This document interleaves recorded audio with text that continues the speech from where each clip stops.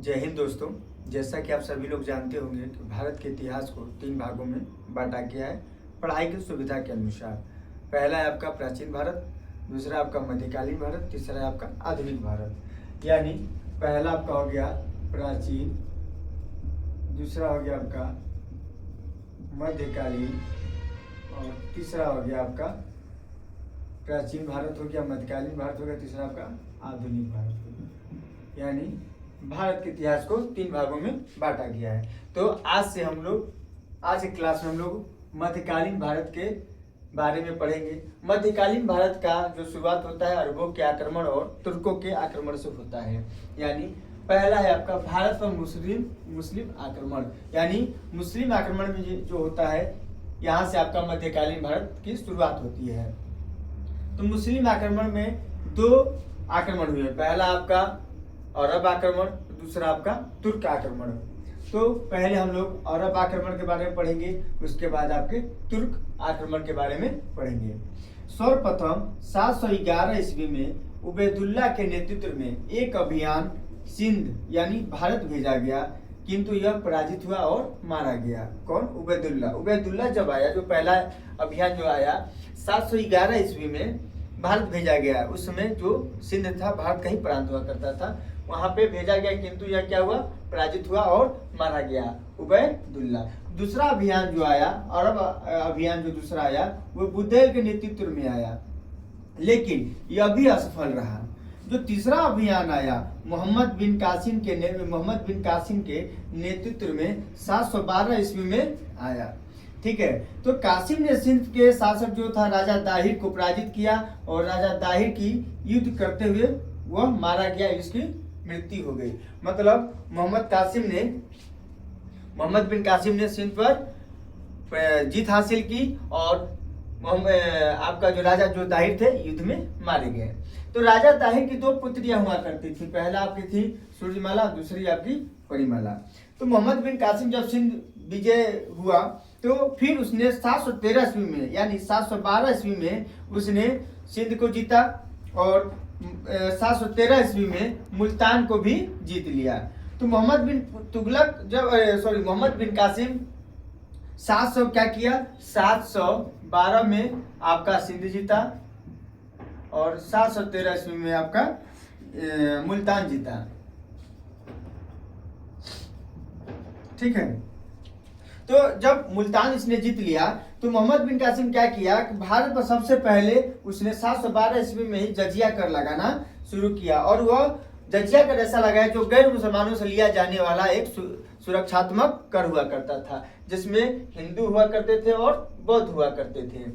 तो इसमें जब जो सुरक्षात्मक कर जो लिया जाता था, इसमें 3 पॉइंट हुआ करते थे।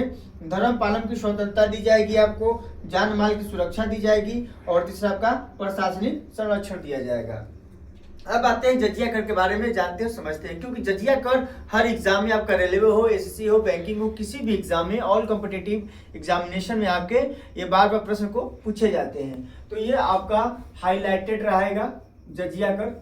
तो एक एक चीज हम पढ़ते चलेंगे साथ साथ। यह है आपका जजिया कर। जजिया कर जो है एक ऐतिहासिक कर था जो इस्लामी शासन के समय गैर मुस्लिम नागरिक यानी हिंदू, ईसाई और यहूदी से लिया जाता था। ठीक है। आसान शब्दों में कहा जाए, अगर इसको समझा जाए तो यह एक टैक्स जो था जो सैन्य सेवा से छूट के बदले दिया जाता था। जो लोग जजिया कर देते थे, यानी आसान शब्दों में मैं आपको बता दूं कि यह क्या हुआ करता था, यह एक टैक्स था जो सैन्य सेवा को छूट के बदले में लिया जाता था।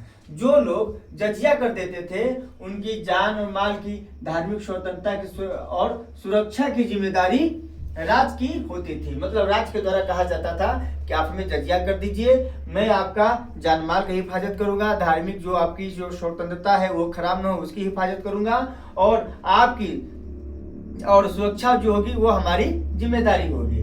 तीसरा हुआ करता था औरतें, बच्चे, बूढ़े, गरीब और भिक्षु और विकलांग यानी अब आज के समय में इनको दिव्यांग कहा जाता है, और ब्राह्मण आदि से यह कर नहीं लिया जाता था।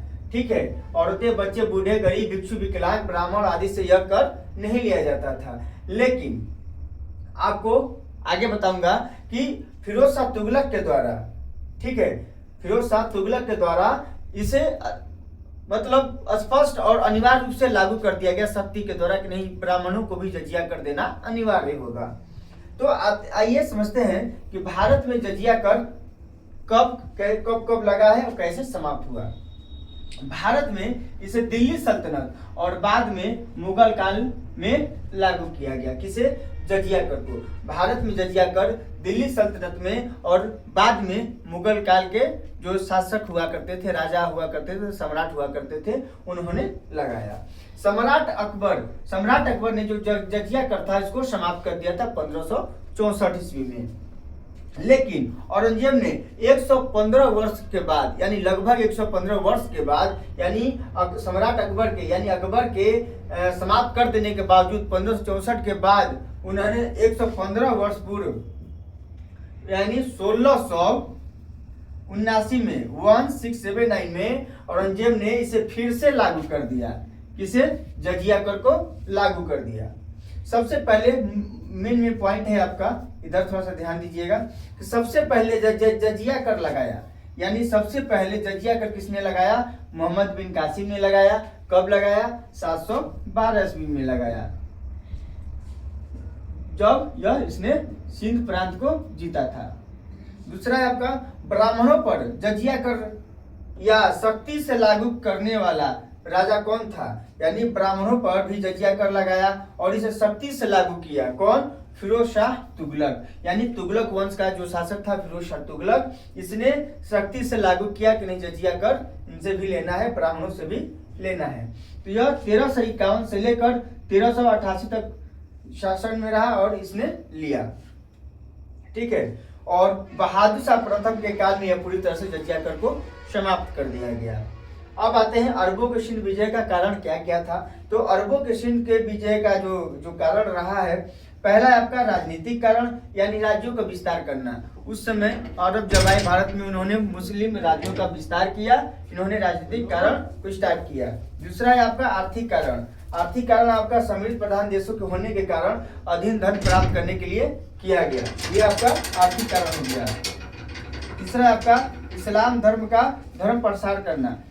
ठीक है, अरबों का सिंध विजय कारण 3 रहा कि इसने इस्लाम धर्म का धर्म प्रसार करना शुरू किया।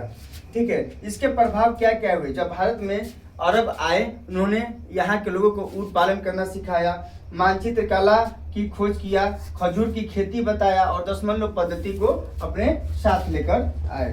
तो यहाँ तक था आपका भारत पर मुस्लिम आक्रमण का प्रभाव। और मुस्लिम आक्रमण में आपका मध्यकालीन भारत में पहला आपका मुस्लिम आक्रमण का 2 हुआ। पहला आपका अरब आक्रमण, दूसरा आपका तुर्क आक्रमण।